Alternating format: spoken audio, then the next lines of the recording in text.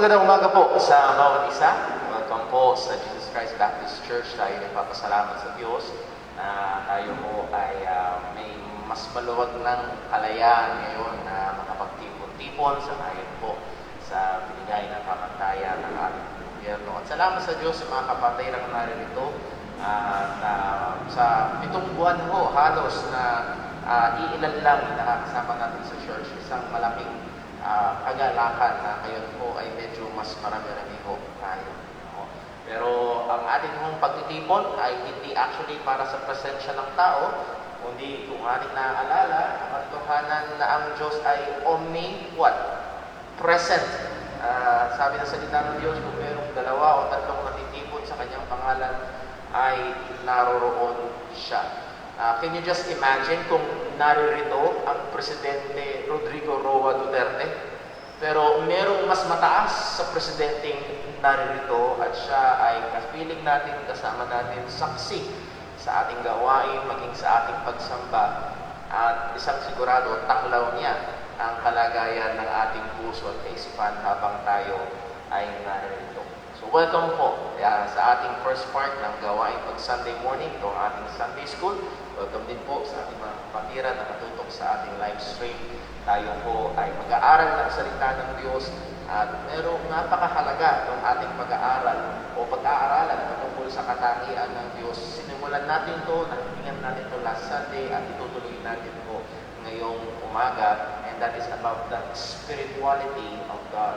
God is Spirit. So bago po tayo magpatuloy, tayo po muna ay umawit para po sa ating pagsisimula. Pangunahan tayo ni Virgil.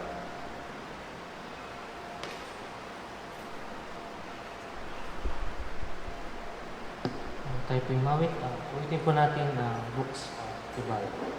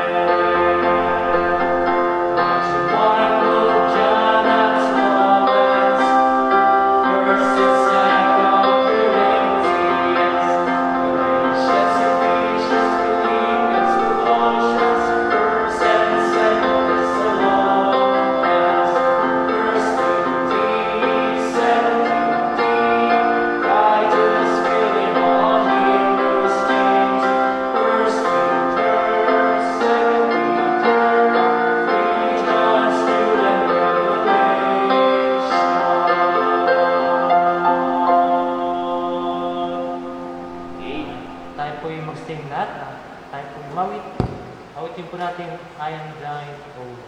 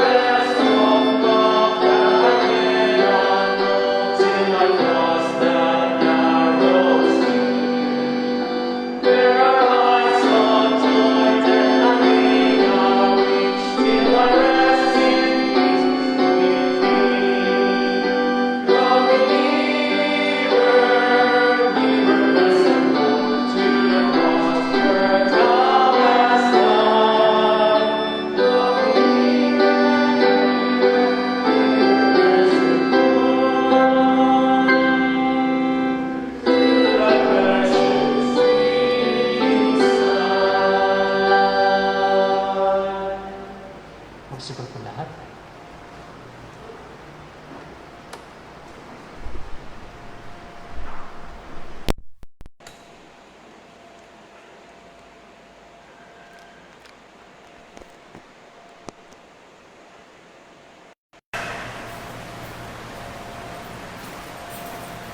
Amen. Purihin po ang Panginoon. At welcome po sa bawat isa tayo nagagalak sa ating mga kapatiran na matagal nating hindi nakapiling, ngunit ngayon ay kasama natin at sadyang ito po ay kagalakan na biyaya ho ng Panginoon. And I hope that last song na atin hong inawit ay talagang laman ng ating puso, that we desire to be near, na mas malapit ho sa Panginoon. So, as we study about the doctrines of God, patungkol sa Panginoon, particularly as we continue our study about the characteristics or the attributes of God, in a sense, ito ho ay makakatulong sa atin to draw nearer. As we know God more, is we can draw nearer to God more. So, nandun ang paalala ng salita ng Diyos. Let not a man glory in his wisdom, nor he glory in his strength or his riches. But if any man glory, let him glory in this, that he understandeth and knoweth me. Kung ikaw daw ay magagalak, o ikaw ay magkakaroon ng satisfaction, hindi kapag marunong ka, hindi kapag mayaman ka, hindi kapag makapangyarihan ka, kung hindi kapag mas nakikilala mo ang ating Panginoon. And this study about the doctrines of God, particularly the attributes of God, is a very important matter kung nais nating mas makilala pa ang ating Diyos. Bago ho tayo mag-review at magpatuloy sa ating pag-aaral, hingin natin ang gabay ng Panginoon. Let's pray. Panginoon naming Diyos, aming Ama sa langit, muli pinupuri ka namin at pinasasalamatan. Kami ay nagagalak sa kabutihan mo. Kami, Panginoon, ay nagpupuri sa katapatan mo. Sadya, Panginoon, na nag-uumapaw ang iyong kabutihan sa amin. Kami ay nagising, kami ay nakabangon, hindi dahil naging malakas kami o naging mahusay kami o karapat-dapat kami. Dahil totoo ang sinabi ng iyong salita, ito ay dahil nahabag ka sa amin. At tunay laging bago ang iyong kahabagan tuwing umaga. Dakila ang iyong katapatan. At Ama, dalangin po namin ngayon, ikaw po ang sumuri sa amin, sa aming mga puso, sa aming mga buhay. Anuman, Panginoon, ng dumi, anumang kasalanan ang masumpungan mo sa amin, O Diyos, pakita mo ito. I-expose mo ito sa liwanag ng iyong katotohanan upang ito, Panginoon, ay magdulot sa amin, magdala sa amin sa isang tunay na pagsisisi. At dalangin po namin na patuloy mo kaming ingatan, maging sa aming pag-aaral, O Diyos, bigyan mo kami ng liwanag dahil liban na ikaw ang magturo sa amin. Ang mga ito ay pawang magiging mga kaalaman lamang, ngunit hindi magiging kabanalan sa aming mga buhay. Kaya po muli, O Diyos, ikaw pong patuloy na maitaas at maluwalhati sa aming kalagitnaan. Bigyan mo kami, Panginoon, ng handang isip. Bigyan mo kami, Panginoon, ng handang puso. Bigyan mo kami ng kahandaan na makinig sa iyong katotohanan at patuloy kang maluwalhati sa aming mga buhay. Dalangin namin itong lahat sa pangalan ng aming Panginoong Hesukristo. Amen. Well, again, we are studying about the doctrines of God, particularly about the attributes of God, mga katangian ng Panginoon. At atin hong ginamit yung traditional na categorization when we study about the attributes of God. And that is the incommunicable attributes and the communicable attributes of God. And under incommunicable, ibig sabihin ito yung mga katangian ng Diyos na nagbubukod tangi sa kanyang sarili. Ito'y hindi makikita sa iba. Nahandun yung aseity or the independence of God. Ang Diyos, para matandaan natin, ang Diyos ay perpekto, kontento, ang Diyos ay perpekto at kontento sa kanyang ganang sarili. Hindi niya kailangan ng kahit na ano o kahit na sino. He is a self-existent God. Ang kanyang pag-iral ay masusumpungan sa kanyang sarili. Hindi siya nakadepende at wala siyang sa kahit na ano o sino at wala siyang pinagmulan. Pangalawa, pinag-aralan ho natin ang hindi nagbabagong Diyos or the unchanging God, the immutability of God. Ang Diyos ay hindi nagbabago, hindi siya nag-i-improve, and then hindi rin siya nagde-deteriorate. Pag kasi ang Diyos ay nagbago, meron lang dalawang direksyon na pwede siyang puntahan. Either mas huhusay pa siya, yun yung isang direksyon, or pababa, magde-deteriorate siya. And it both connotes imperfection. Kapag ang Diyos ay nagbabago, therefore He is not perfect, not yet, or not anymore. At kung hindi perfecto, hindi siya Diyos. So hindi uubra ang kaisipan na ang Diyos ay nagbabago. We look at the truth of the infinity of God. Ang Diyos ay walang hanggan. Pero kakaiba sa tao, ang Diyos ay walang hanggan sa dalawang direksyon. Ang tao walang hanggan sa isang direksyon lang. Anong ibig sabihin? Ang tao ay may simula nung siya'y nilikha ng Diyos. Tayo ay may simula nung tayo ay ipinanganak or ipinagbuntis ng ating mga nanay. Tayo ay nagsimula sa sinapupunan. Yun ang sabi ng salita ng Diyos. Ngunit, ang tao ay walang hanggan sa isang direksyon. Yes, mamamatay, pero muling mabubuhay. At yung muling pagkabuhay, nasa dalawang lugar. It's either muling pagkabuhay sa piling ng Diyos o muling pagkabuhay na itatapon ka sa lawa ng apoy at asupre. And in both cases, that is everlasting. That is eternal. Pero may simula. Pero pagdating sa Diyos, kakaiba. Wala siyang hanggan sa magkabilang direksyon. He is from everlasting to everlasting. Para bang regalo, yan ang maghilig kong ilustrasyon ho dito. Pag magbibigay ka ng regalo, lalo na, halimbawa, kasal, dun sa card, merong to, merong from. Ano yung sabihin ng to? Kanino patungo? Ano yung sabihin ng from? Saan galing? Ang Diyos daw, from everlasting, walang hanggan, to everlasting. So ang Diyos natin ay siya ay infinite, walang kahangganan sa magkabilang direksyon. The eternality of God, pinag-aralan natin na ang Diyos ay eternal, hindi siya maaaring sukatin sa oras. Kung paano ang lahat ng bagay ay iniisip natin na may kinalaman sa oras. He is an eternal God. We look at the doctrine of the omnipresence of God. Sabi nga ho natin kanina, God is here. Maging sa ating mga kapatiran na naka-livestream, God is there. God is in every place at 100% of His being at 100% of the time. Siya'y nasa lahat ng... Again, wag nating isipin na ang Diyos ay naglagay lang siya ng 1% niya sa bandang Santa Maria, 1% niya sa bandang Bulacan, 1% niya sa bandang Maynila. No. Hindi siya hati-hati. Siya ay nasa lahat ng dako, 100% ng kanyang being in 100% of time. But He manifests Himself in different ways. Kanahan doon ang manifestasyon niya. Halimbawa na lang, ang Diyos ay nasa langit. Yes! Iba ang manifestasyon ng Panginoon sa langit. Ang Diyos din ay nandito sa lupa. Yes! Iba ang kanyang manifestasyon dito sa lupa. Ang Diyos ba ay nasa impyerno? Yes! Actually, ang impyerno ay puot ng Diyos. At yung kanyang mabuting presensya, yung galit niyang presensya ay nahandoon, pero yung mabuting presensya niya, nakakuha niyo yung manifestation ng kanyang presensya, nahandoon ang pagkakaiba. So God is in every place. We looked at the omniscience of God. Alam ng Diyos ang lahat ng bagay.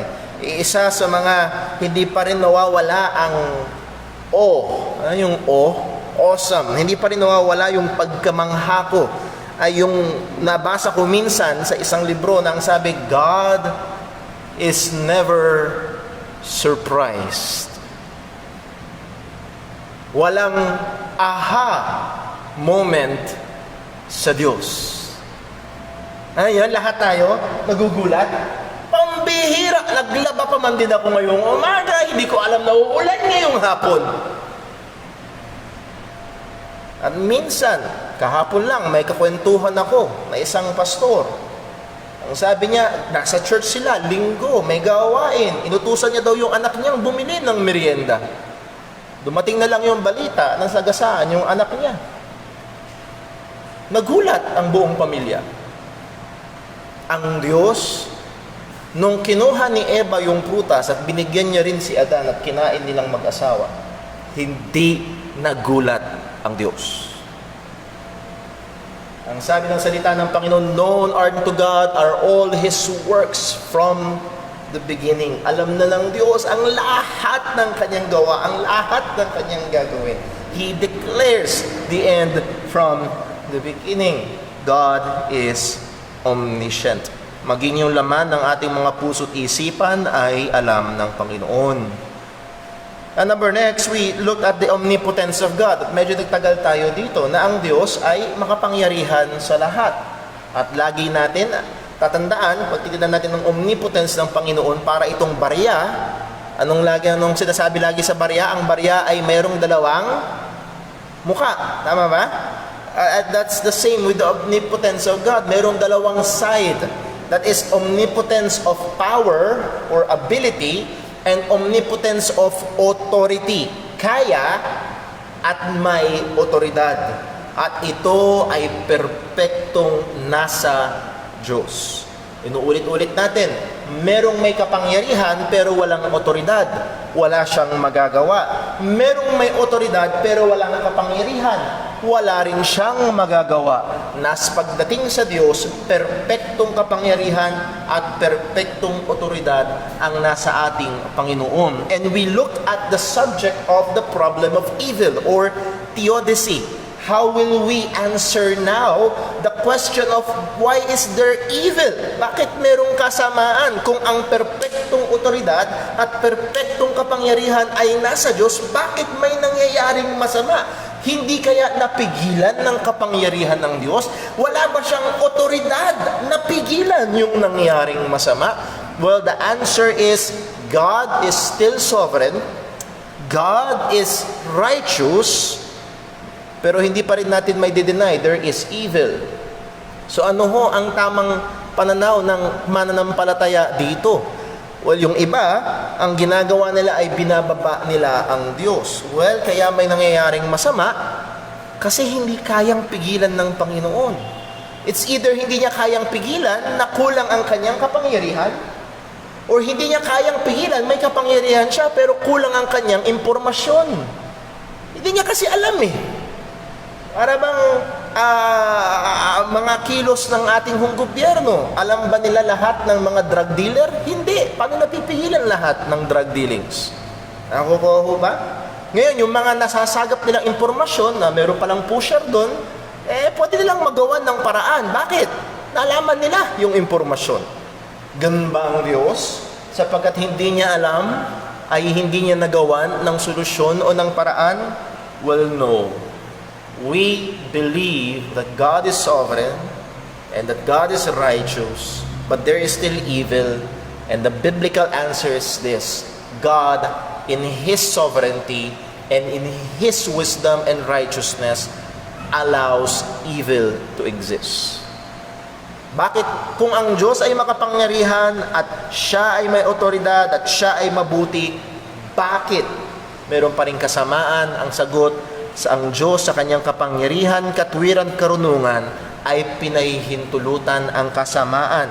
At bakit niya itong pinahihintulutan? Natignan ho natin noong nakaraan, upang mapakita ang kanyang katangian, upang maluwalhati ang kanyang pangalan, at sabi ng salita ng Panginoon, upang sa ikabubuti ng kanyang mga mananampalataya. So hindi man natin maipaliwanag maraming mga sitwasyon na sa tingin natin na ay para bang mali at walang katuturan, pero ang Diyos sa kanyang karunungan ay hindi ito walang katuturan. Alalahanin natin ang sinabi ng salita ng Diyos. Anong sabi ng Panginoon? For my ways are not your ways, neither my thoughts your thoughts, saith the Lord. Yung paraan ko, hindi yun yung paraan niyo. Yung kaisipan ko, hindi rin yung kaisipan nyo. So, ang sabi ng Panginoon, kung paanong mas mataas ang langit kaysa sa lupa, ganoon din mas mataas ang kaparaanan niya at kaisipan niya kaysa sa atin. So, hindi ho porket hindi natin maipaliwanag, ay walang dahilan sa Panginoon. And take note, hindi obligado ang Diyos na ipaliwanag sa atin ang lahat ng kanyang ginagawa. Ano ang ating trabaho? Ano ang ating responsibilidad? Ang magtiwala sa katotohanan na ang Diyos sa kabila ng mga masama na nakikita at nararanasan natin ay nakaalam ng lahat ng bagay at patuloy na matuwid at gumagawa sa ikabubuti ng kanyang mga anak. Again, maraming example na pwedeng ibigay, pero karamihan o marami sa atin nasaksihan ng example sa buhay ni Brother Edgar Quiambao. Isa sa pinakamasama sa mata ng tao ngayon ay naranasan ng ating kapatid na Sister Jinjin, cancer. Cancer. Tanong ko lang, sino dito ang gustong magka-cancer? Taas ang kamay. Wala. Pero for the first time in my life, nakarinig ako ng isang taong nagpasalamat sa Diyos sa cancer. Kasi yung cancer na napakasama sa mata ng tao ang naglapit sa kanya sa Diyos. Nakabuti ba? Namatay ba siya? Pero nakabuti ba? Oh, hindi na tumango yung iba. Makikita ho natin na ang pinakamabuti sa tao ay hindi ang mabuhay ng malusog, kung hindi ang malapit sa Diyos. At ginamit ng Diyos ang isang napakasamang bagay sa mata ng tao para ilapit ang isang tao sa Kanya. Na yun ang pinakamabuti. All things, even cancer, work together for good. Sa ngayon, maaaring hindi pa natin masagot, paano ang good sa pamilya ngayon ni Sister Jinjin? Paano ang good? Maaaring hindi pa natin masagot. Maaaring hindi pa natin makonect ang dots. Pero magtiwala tayo na ang Diyos, ano kayo, kinulang kaya ang kapangyarihan ng Diyos? Hindi niya kinaya yung tindi ng cancer ni Sister Jinjin? O hindi niya alam na mamamatay pala? Or wala siyang pakialam? Or baka naman nahandun sa, ay kulang ang pananampalataya. Alala ko, nagkakwentuhan kami minsan ni Mrs. doon sa kanyang dating paniniwala. Ang laging bato ay, di kulang kasi ang pananampalataya mo. Well, sabihin nila yan kay Pablo.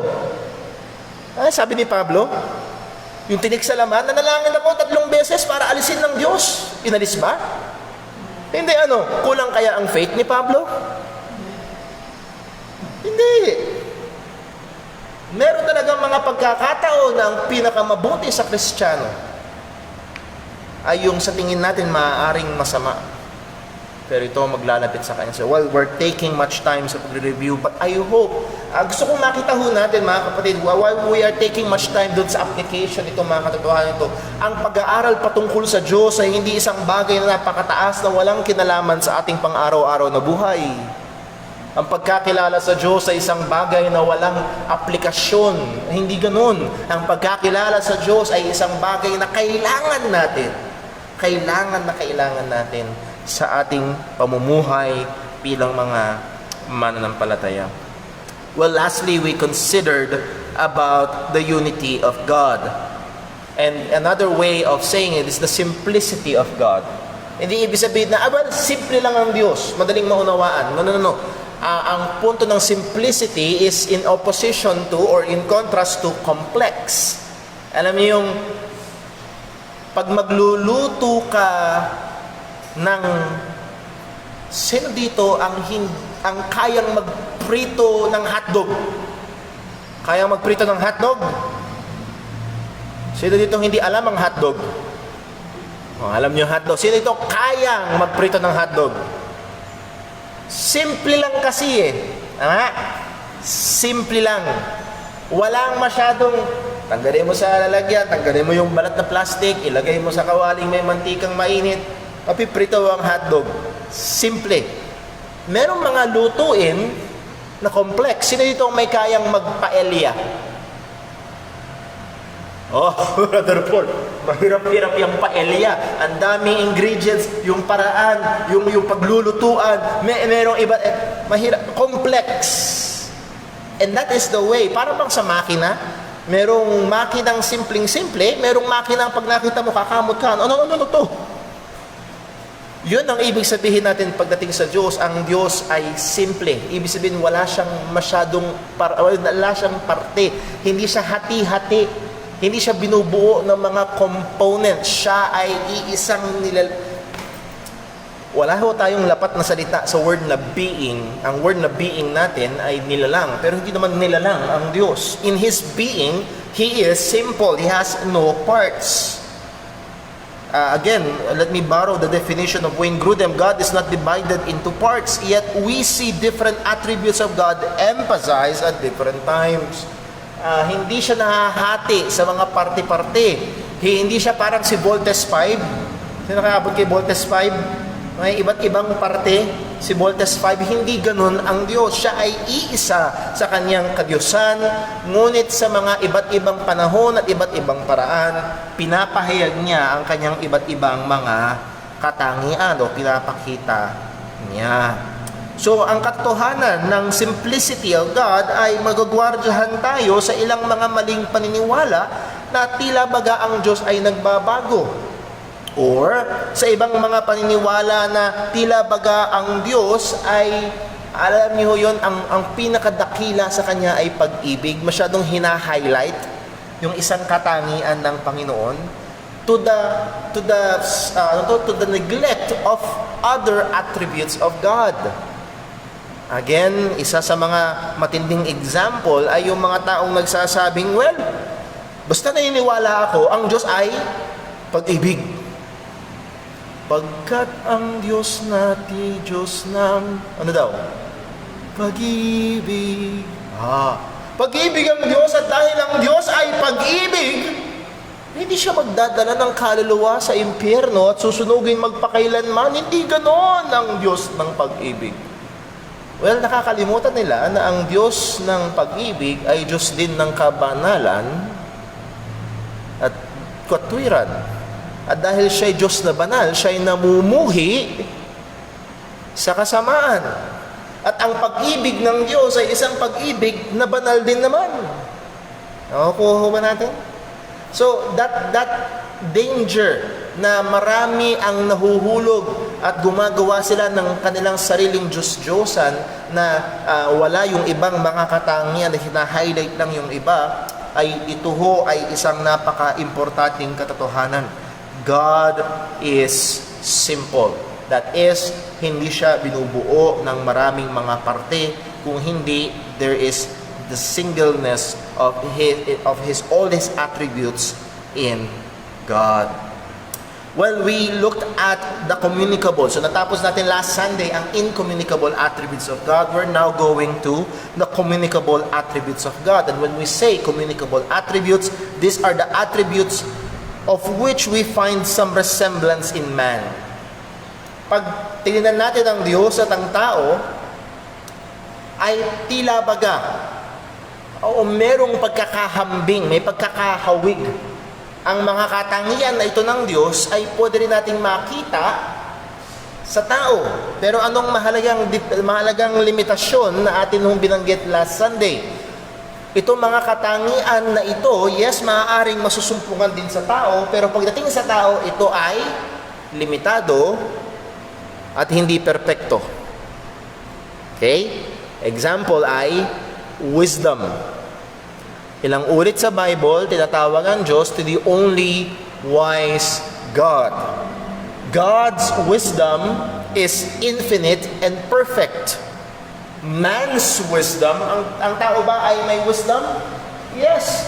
Hindi lang Kristiyano ang may wisdom. Yung dumalaw sa Panginoong Jesus nung siya ay, hindi siya nung pinanganak. Pagkatapos ng ilang panahon na siya ay pinanganak na, he is already a child nung dumating itong mga taong ito. Anong tawag sa kanila? Wise men. May mga wise. Pero pagdating sa tao, ang wisdom ay ano? Finite, may hangganan, at maraming mga nag-homeschooling ngayon, ang sukatan ng wisdom nila ay nakikita ang matinding hangganan. Kailangan ng habag at tulong ng Panginoon. Nevertheless, ang punto ho ay ito. Finite ang ating wisdom and imperfect. Apektado ng kasalanan. Pero meron pa rin wisdom. So ang punto ho ay makikita natin yung resemblance meron sa tao. And it's no surprise. Why? Because man is made in the likeness and image of God. Tayo ay nilalang sangayon sa wangis at larawan ng Panginoon. And we are borrowing the categories or subcategories na ginamit ni Wayne Grudem when it comes to the communicable attributes of God. And it describes, ito yung attributes of God's being, attribute of God's mentality or mental attributes, moral attributes, attributes of purpose, and summary attributes. So, pupuntahan natin lahat huyaan sa ating mga susunod na pag-aaral. Pero last Sunday, dito ho tayo natapos sa punto ng spirituality of God. Buksan natin sa John chapter 4, verse number 24. John chapter 4 and verse number 24. Again, hindi lang ho ito ang talata patungkol sa bagay na ito, pero narito ang isang napakalinaw na katotohanan patungkol sa katangian ng Diyos. Ang sabi ho ng John 4, verse number 24 ay ito, God is a spirit. So ano ho ang implikasyon nito? At gusto ko makita ho natin ang katotohanan ng pagiging, ang katotohanan na ang Diyos ay espiritu ay may implikasyon. At ano ang implikasyon nito, particularly sa sinabi ng ating Panginoong Jesus na may kinalaman sa pagsamba sa Panginoon, because God is a spirit. Ano ang implikasyon? And they that worship Him must worship Him in spirit and in truth. So hindi natin panahon ngayon, hindi natin gawain ngayon na expound ang verse na yon, pero ang punto na diniinan dito ay God is a spirit. At isang gusto ko makita ho natin at titingnan natin mamaya, merong implikasyon ang katotohanan ng pagiging espiritu ng ating Panginoon. We look at Luke 24 verse 39 last Sunday, na ang sabi ni Jesus, a spirit has no flesh and no bones. Walang laman, walang buto. That is, ang spirit ay immaterial. Pero Brother Paul, ang hangin ay walang laman, walang buto. Ang kuryente ay walang laman, walang buto. Ang apoy ay walang laman at walang buto. Well, yun ba ang spirit? Well, kagaya na makikita ho natin ngayong umaga, that is not so. Let me read a definition ng ilang mga theologian patungkol sa doktrina ng pagiging spirito ng ating Diyos. Sabi ni Louis Berkhoff, this means that He is essentially spirit. Siya sa kanyang buong kadyusan ay espiritu. Hindi katulad ng tao. Ang tao ay merong laman, merong dugo, merong laman na solid, merong dugo na liquid. At sabi nga ho nila, ang tao ay 70% ano daw? Ang tao, 70% ano, mga estudyante?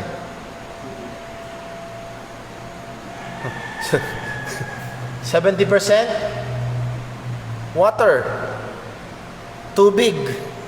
Yung bumubuo sa tao, maraming komposisyon natin ay may tubig o gawa sa tubig, gawa din sa lupa.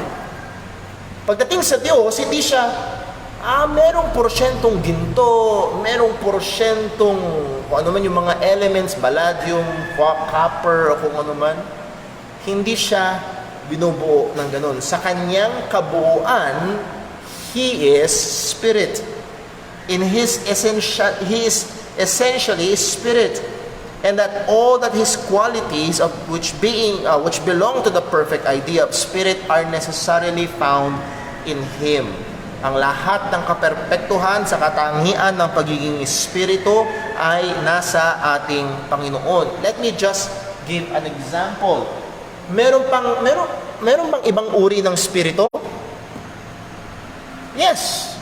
Angels. Ang mga anghel, sa ayon sa Bible, they are ministering spirits. Pero hindi sila katulad ng Diyos, because God, in His perfectness, in His being a spirit, in His perfectness, is infinite. He is omnipresent. Pero ang pagiging espiritu ng mga anghel is a limited spirit. Hindi sila nasa lahat ng lugar, sa lahat ng panahon. So, pagdating sa Diyos, ang kanyang pagiging espiritu ay perpekto.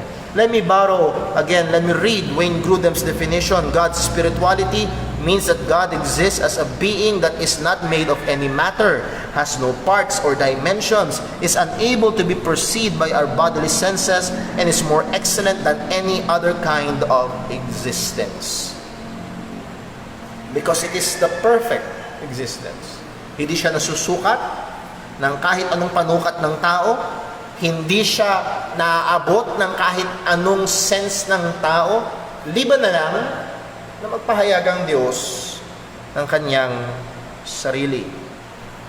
So being a spirit, ano ang ilang mga bagay na masasabi ho natin dito? Una, because God is a spirit, He is a personal being. He is a personal being. Point, as spirit, the first essential character of God is His personal being. That is, anong ibig sabihin, Brother Paul, ng personal being? Meron siyang persona. Hindi katulad ng apoy. Maaaring minsan naririnig natin sa balita, ang nagngangalit na apoy. Pwede bang interviewin yung apoy? Anong kinangangalit mo? Bakit ka galit na galit? Totoo bang galit yung apoy? Describe lang nun yung tindi ng apoy. Pero alam natin, ang apoy ay wala siyang persona. Wala siyang damdamin, wala siyang kaisipan. At yun ang punto natin, ang Diyos bilang Espiritu, siya ay may persona. He has self-consciousness and self-determination. Tingnan lang ho natin sa Exodus chapter 20. Exodus chapter 20.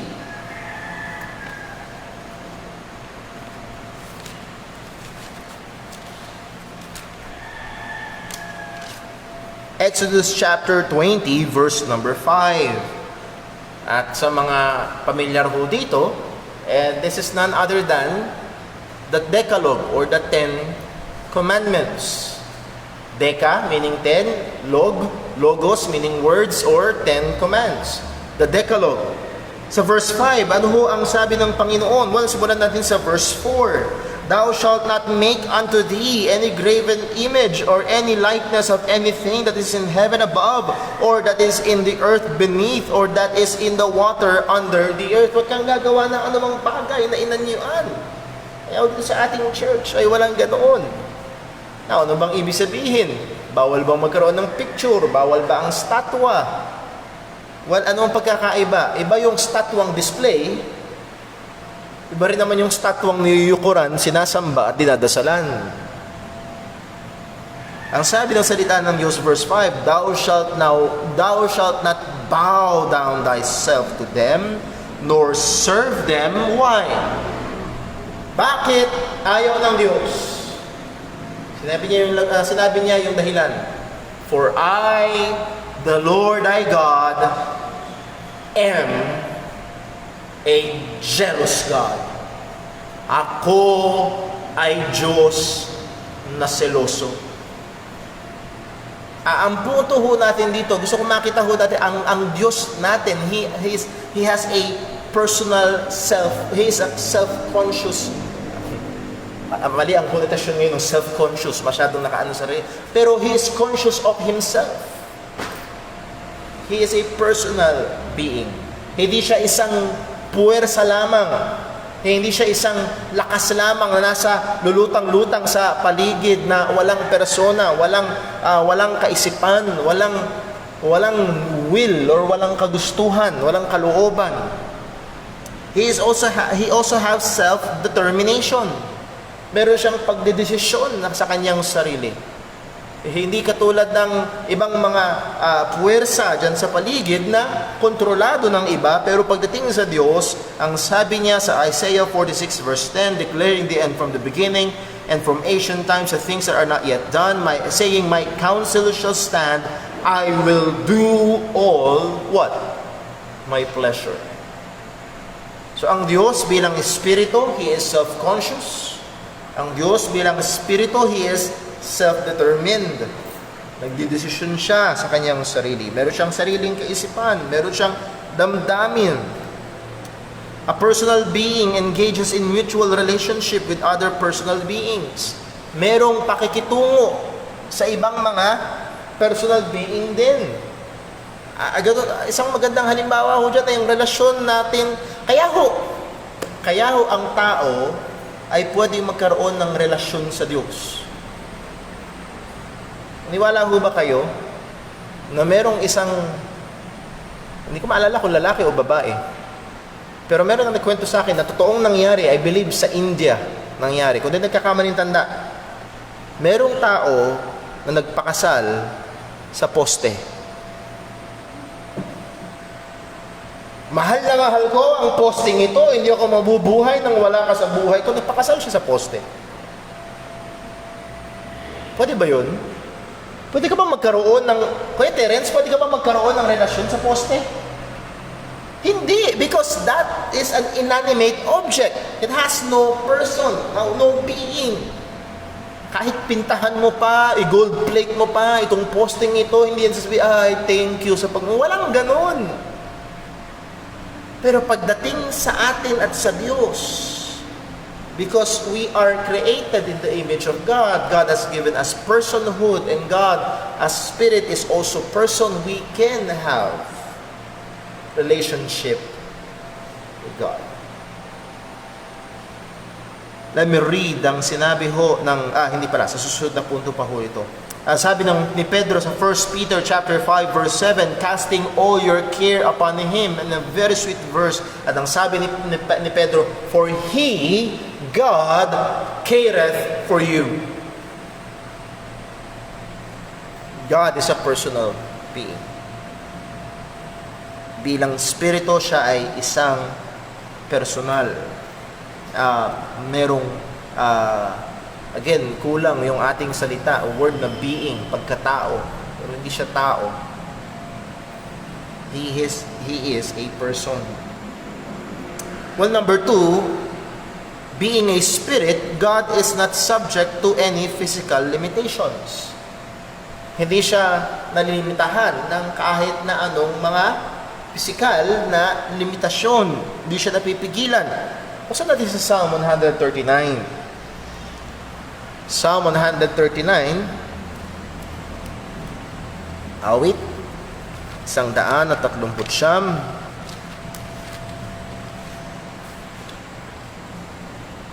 Muna natin sa verse 7. Again, these are some of these are rhetorical questions ni Haring David. Ang sabi niya sa Psalm 139 verse 7, whither shall I go from thy spirit, or whither shall I flee from thy presence?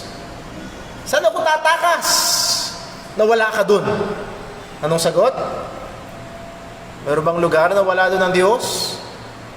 Kahit tumira ka sa gitna ng dagat Pasipiko, nandun ang Diyos. Sabi ni Haring David sa verse 8, if I ascend unto heaven, thou art there. If I make my bed in hell or Sheol, in the realm of the dead, behold, thou art there. If I take the wings of the morning and dwell in the outermost parts of the sea, even there shall thy hand lead me, and thy right hand shall hold me. Kahit saan ako nandun ka. Walang lugar na wala doon ang Panginoon, sapagkat ang Diyos ay hindi nalilimitahan ng kahit anong pisikal na limitasyon. Isarado man natin lahat ng bintana, ikandado lahat ng pinto, lagyan ng selyo, gawing airtight, vacuum ang loob ng church na ito, hindi natin, hindi na makakapasok ang Diyos ngayon dito. Kung ikaw man ay naniniwala sa mga kulam-kulam, budu-budu at kung anumang talisman ang ilagay mo sa pader, anumang mga bagay-bagay na sabihin mong makapangyarihan ang ipalibot mo dyan, hindi mo pwede sabihin, hindi na makakapasok ang Diyos dito. He is not limited physically or by physical limitations. Maganda ho ang sinabi ng isang theologian na si Robert Raymond. What does it mean for God as spirit to be non-corporeal? Ibig sabihin, walang katawan. It means that no property of matter may be ascribed to Him. Walang katangian ng bagay ang pwedeng ilagay mo sa Kanya. Anong ibig sabihin? He has no extension space, no weight, no mass, no hulk, no parts, no form, no taste, no smell. He is invisible, and being one in essence and without parts is indivisible. Hindi siya malilimitahan ng anumang lugar. Wala siyang bigat, wala siyang espasyo, wala siyang hubog, dahil siya ay Espiritu. So hindi siya binubuo ng anumang matter. Hindi siya isang enerhiya lamang o kaisipan. Hindi siya aso lamang o usok. Hindi siya kagaya ng anumang bagay na nalikha. He is not like man's spirit, for it is created and limited in presence. Hindi siya kagaya ng spirito ng tao. Sabi nga natin, ng anghel. Ang anghel ay nilikha at limitado. Ang Diyos sa kanyang kalangayan bilang espiritu ay hindi limitado. Anong punto? Every corporeal of God's description in Scripture can only be figurative. Brother Paul, kung ang Diyos ay espiritu, walang laman, walang buto, walang parte, hindi siya, kung siya ay espiritu, bakit merong mga talata sa Biblia na para bang may parte ng katawan ng Diyos? May kamay, may mata, paano yun? Halimbawa ho, sa Acts chapter 11 verse 21, ang sabi, "And the hand of the Lord was with them." So, tatanungin ng mga ibang pilosopong, may kamay daw ba ang Diyos? Meron daw ba? O sabi, the hand of the Lord. Ang kamay ng, so may kamay daw ba ang Diyos? Pero pa, sa Proverbs 15 verse 3, "The eyes of the Lord." May mata ba daw ang Diyos? Kung may mata siya, mahirap pag napuwing, baka hindi niya makita kung anong mangyari. Well, lahat ng ito ay dahil sa katotohanan na ang Diyos ay Espiritu. We can conclude that all of this language in the Bible is a figurative language na called anthropomorphism. Ano yung sabihin ng anthropomorphism? Ascribing human characteristics to unhuman things. Or particularly, ascribing human characteristics to God. Ang Diyos ay hindi tao, pero para maunawaan natin, ang tao ba, paano tayo kadalasang gumagawa? Anong gamit natin kadalasan pag gumagawa tayo? Kamay. So, sa tao, yun yung picture natin. Pag sinabing the hands of the Lord, ang Diyos ay gumagawa sa kanila. Pero hindi ibig sabihin na siya ay may 2 kamay, 10 mga daliri, kamay at paa. At gumagawa at meron ganun ang hindi yun ang ibig sabihin. So ito ay figurative language. Why? Because God is Spirit. Hindi lang ho yun. By the way, merong pilosopong nagmamagaling na mga ngaral. Ang sabi niya, dahil daw ang tao ay nilikha sa imahe ng Panginoon, kung may puwit ka, may puwit din daw ang Diyos. Nakuha niyo ho ba yung takbo ng isip niya? Dahil daw ang tao nilikha sa imahe ng Diyos, ibig sabihin katulad, so kung may puwit ang tao, meron ding puwit daw ang Diyos. Pero paano kung mababasa natin sa Bible na ang Diyos ay may pakpak? Bakit walang pakpak ang tao? Ang sabi ho sa Psalm 36 verse 7, "How excellent is thy loving kindness, O God! Therefore the children of man put their trust under the shadow of thy wings." May pakpak daw ba ang Diyos? Bakit walang pakpak ang tao? Again, itong pilosopong pag-iisip na ito, again, these are figures of speech. Ang tawag naman dito ay zoomorphism, ascribing animal-like characteristics to God for us to have a picture para matulungan tayo na maunawaan natin. Kasi paano mo unawain ang Diyos na Espiritu? Hindi siya kayang masense ng ating 5 senses. So, narito ang Diyos sa kanyang pagpapahayag ng kanyang sarili sa atin ay gumagamit ng mga salita na mauunawaan natin, mga larawan na magbibigay sa atin ng kaunawaan at hindi ito nangangahulugan na ang Diyos nga ay may mga parte ng katawan. Because God is Spirit. Anong pinapakita ng pakpak? Sino ito may mga manok? Nakapag-alaga ng manok? So ito ang alamang manok. Baka alam nyo lang manok, fried chicken. Ito nakapag-alaga ng manok, taas ang kamay. Yung mga sisiw, saan nagtatago? Sa? Yun ang larawan. Yun ang taguan ko. Puprotektahan ako ng Panginoon. Hindi ibig sabihin na may literal na pakpak ang Diyos. Pero ang mananampalataya ay pwedeng sumilong sa proteksyon ng Panginoon. So again, because God is Spirit, hindi ho ibig sabihin nito lahat ng description sa Biblia na tila baga nagsasabing ang Diyos ay may parte ng katawan, ito ay figurative speech lamang. Why? Because God is a Spirit. And then, pangatlo, that means God transcends all spatial limitations. So again, medyo kaulitan ito nung pangalawa, pangalawa, ang Diyos ay hindi limitado ng anumang spasyo. Ang Diyos ay hindi nakukulong, walang lugar na wala doon ang Panginoon. Ang sabi niya sa Jeremiah 23 verse 24, "Can any hide himself in secret places that I shall not see him? Saith the Lord. Do not I fill heaven and earth? Saith the Lord." Meron bang lugar? Meron bang sikretong lugar? Alam niyo ho, maraming nagsasabi at hindi tagong impormasyon na sa ilalim ng White House sa Amerika ay merong bunker na tinatawag na kahit na hulugan ng bomba atomika yung White House, pag nahandun yung presidente sa ilalim, doon sa bunker, hindi siya maano. It is nuclear proof. Pwede ba magtago doon at hindi na alam ng Diyos kung ano nangyayari? Alam. Why?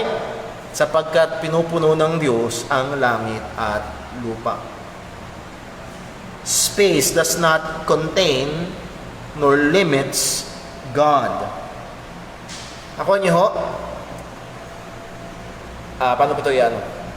Ang Diyos ay hindi nasa loob ng isang napakalaking espasyo. Huwag sana natin isipin, ilagay natin sa astronomy, yung space, sa labas ng mundo, ang tawag ay ano? Kalawakan, space. At napakalawak ng space na ito. Huwag natin isipin na ang Diyos ay nasa loob, na para siyang goldfish, na nasa loob ng bowl. Ng fish bowl? Hindi fish bowl. Fish bowl. Hindi siya nasa loob. Bagkus, ang Diyos ang may hawak ng espasyong ito. Hindi siya napapaloob, kundi pinupuno niya at hawak niya ang espasyo na ito. Well, because God is Spirit, dito tayo siguro matatapos. Well, hindi pala doon. Because God is Spirit, therefore God is invisible. Ang Diyos ay hindi nakikita. Buksan natin sa 1 Timothy. 1 Timothy chapter 1, verse 17. 1 Timothy chapter 1, verse 17. Ano po ang sabi? Now unto the King eternal, immortal, what? Invisible, the only wise God, be honor and glory forever and ever. Amen. Ang Diyos ay hindi nakikita. Sabi nga natin, walang paraan para sukatin ang Diyos. Hindi siya kaya ng 5 senses, touch, smell, hearing, sight, ano pa ba yung nawala? Taste. Hindi mo siya pwedeng tikman, hindi mo siya pwedeng sukatin, hindi mo siya pwedeng tignan. God is Spirit. Again, sa 1 Timothy chapter 6, verse 16, who only hath immortality, dwelling in the light which no man can approach, whom no man hath seen nor can see, to whom be honor and power everlasting. Amen. Walang tao na nakakita at walang taong makakakita sa Panginoon. Well, Brother Paul, bakit sa Bible may mga pagkakataon na sabing nakita niya ang Diyos mukhaan? Bakit sa Bible na sinabi sa Book of Revelation, and we shall see His face? Well, purihin ng Panginoon sapagkat ang Diyos na hindi nakikita ay merong kapahayagan sa laman. And who is the image of the invisible God? Jesus Christ, the image of the invisible God. Siya ang pisikal na manifestasyon ng Panginoon. Kaya nga ang sabi ni Jesus kay Philip, nung sinabi ni Philip, "Show us the Father." Ang sabi ng Panginoon, "Philip, di ba matagal na tayong magkasama? Hindi mo ba alam, ang makakita sa akin ay nakakita sa Ama?" Hindi ibig sabihin na si Jesus ang Ama, siya ang anak.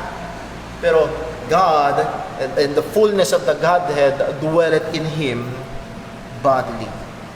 So maliwanag ang sabi ni Jesus sa John 1 verse 18, "No man hath seen God at any time." Now, hindi ibig sabihin ito na hindi pwedeng mag-manifest ang Diyos. Pwede siyang mag-manifest. Pwede siyang mag-manifest minsan bilang apoy. Alala niyo ho, nung si Moses, tinawag ng Diyos, anong nakita ni Moses? Isang apoy at ang tinig ng Panginoon. Sa ganung paraan, ay nag-manifest ang Diyos. Pero hindi pwede sabihin na, yun na ang Diyos. Nakakita niyo ho? Hindi siya apoy lang. Pero siya ay sa ilang paraan ay nagpahayag at hindi sa kanyang kabuuan. At yun ang ating masasabi sa lahat ng papunto sa Bible na nagsasabing, nakita ko ang Diyos. Halimbawa, si Jacob, ang sabi niya, ako'y nakipagbuno sa Diyos, mukaan. So nakita niya ba, mukaan ng Panginoon? Well, nagpahayag sa kanya ang Diyos. Isang anghel ng Panginoon. Well, let us look at some implications. Kagaya nung sabi natin kanina, because God is Spirit, may implication sa worship. They that worship Him must worship Him in spirit and in truth. Ngayon, because God is Spirit, number one, all idolatry is sinful. All idolatry is sinful. Physical images to represent God. Nabasa natin kanina sa Exodus chapter 20. Ayaw ng Diyos na lumikha tayo ng kahit ano.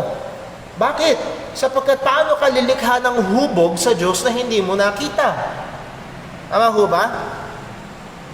Pwede halimbawa, magsasabi ka sa isang kontraktor, o igawa mo ako ng building.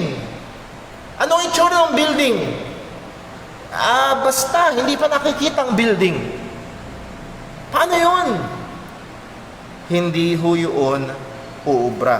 Mabasa natin na last Sunday, Deuteronomy chapter 4, verse 15 to 18.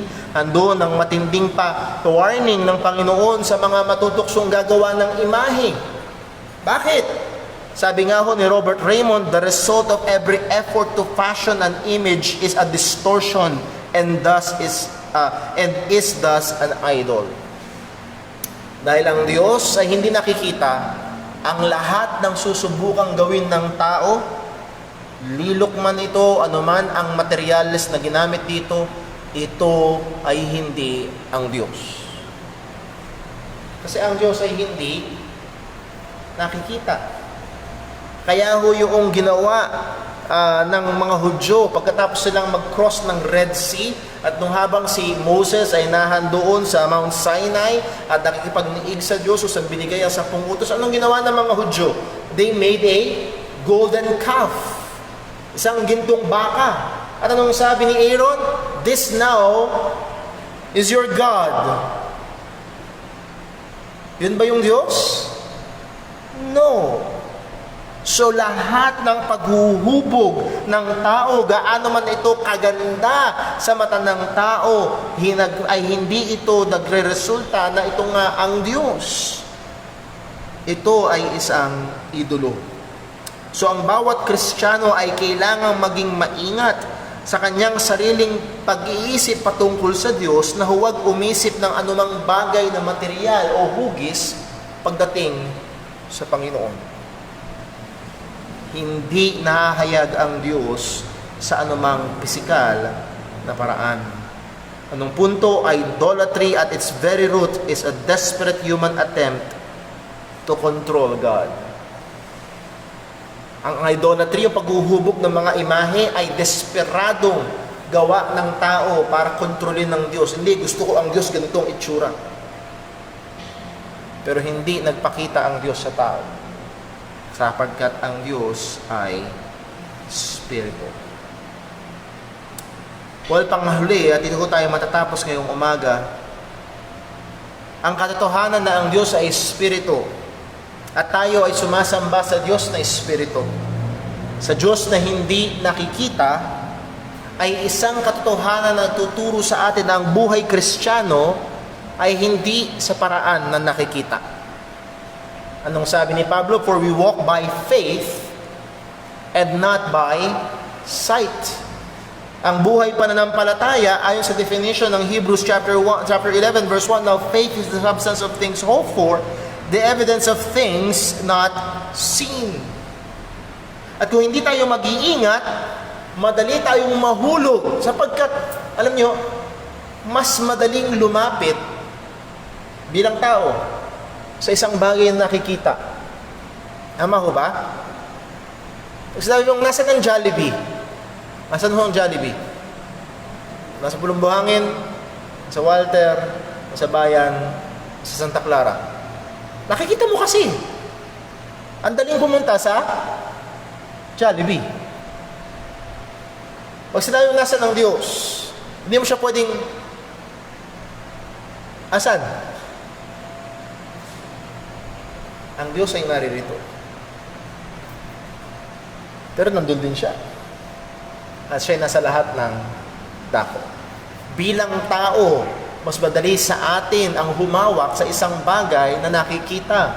Pero ang Diyos na ating sinasampalatayanan ay hindi nakikita. So mag-ingat po tayo.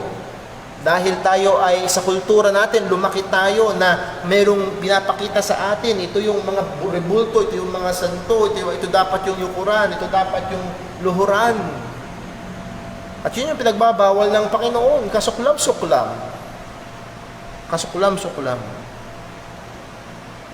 Sa panunuhan natin ngayon, there is much orientation sa mga subjective and momentary experience patungkol sa Panginoon.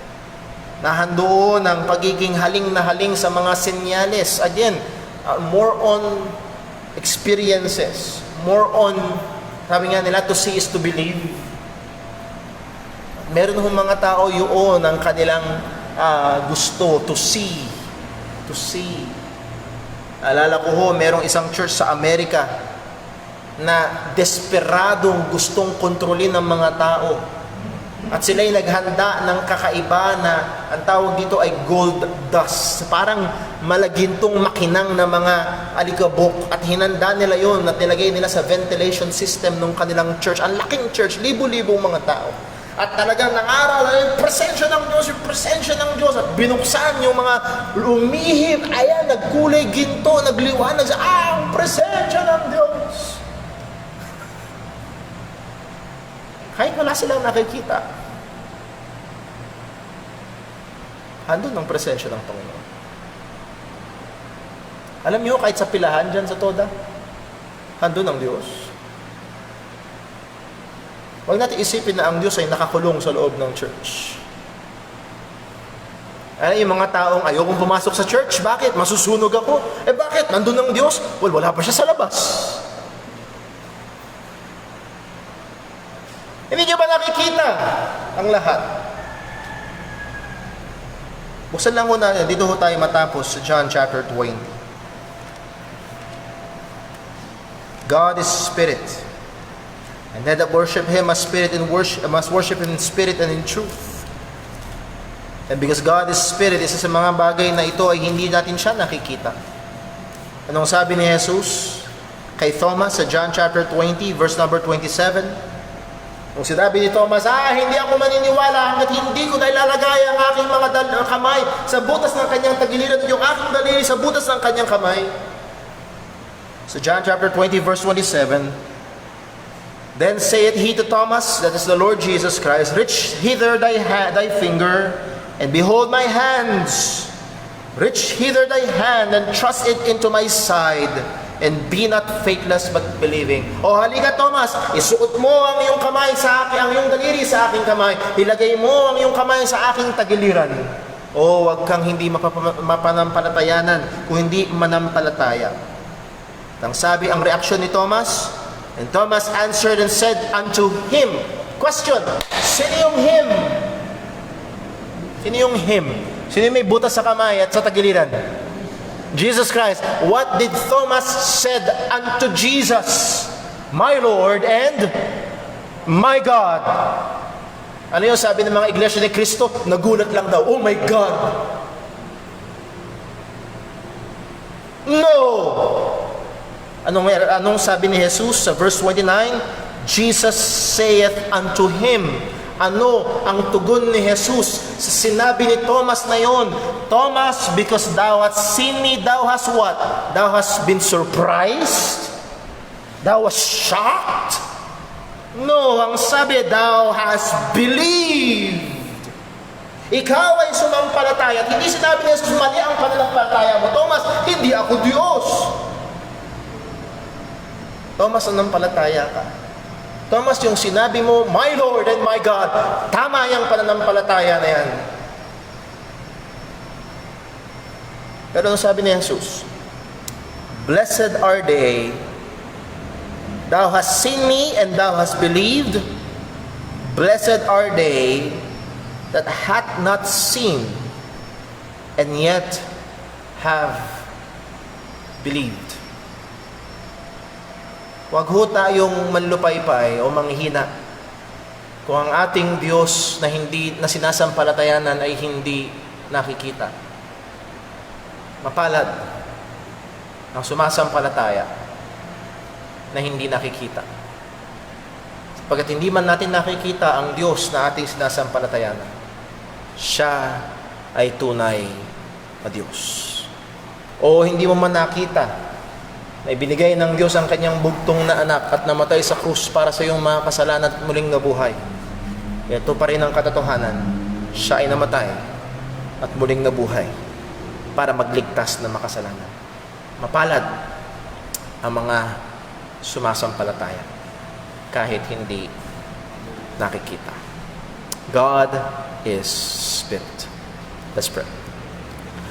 Panginoon naming Diyos, aming Ama, salamat po sa katotohanan ito. Tunay, napakadakila mo, napakataas mo. Subukan man naming abutin ka ng aming karunungan, masusumpungan namin na ito ay lubhang kapos. Subukan man naming sisirin ng lalim kung sino ka, o kami malulunod. Sapagkat ikaw, O Diyos, ay tunay na mahiwaga, tunay na dakila. At Panginoon, hindi na namin nakikita ang iyong mga gawa, ang iyong kamay, hindi man namin ikaw nakikita. Alam namin, tunay ikaw ang Diyos na may lalang ng lahat ng bagay. Oo, ikaw ang Diyos na nagbigay sa amin ng buhay. Lalo't higit ikaw ang Diyos na nahabag sa amin at nagbigay ng tagapagligtas para sa amin. Ingatan mo kami, Panginoon. Sadyang ang aming mga katawan, ang aming laman ay mahina, na mas gusto ang may kinakapitan na nakikita. O tulungan mo kami, patuloy na tumiwala, kilalanin ikaw, O Diyos, Diyos ng Biblia, Diyos na personal, at Diyos na Espiritu. Hindi man namin nakikita, alam namin, ikaw ay totoo. Alam namin na ikaw ay naririto. Alam namin na ikaw ay hindi nagbabago. Alam namin na ikaw, Panginoon, ay nakakaalam ng aming mga kalagayan. Salamat po, O Diyos. Tuloy mo nawa kaming gabayan at ang mga katotohanan ito ay patuloy mong itanim sa aming mga buhay. Tuloy kaming mabago, mahubog sa wangis ng aming Panginoong Hesukristo. Ingatan mo kami sa pagpapatuloy ng aming gawain. Dalangin namin itong lahat sa pangalan ng aming Panginoong Jesus. Amen. Magkakaroon ho tayo ng 15-minute break at pagkatapos ho noon ay magre-resume ang ating home worship service maging ang ating live stream. God bless po. Break time po tayo.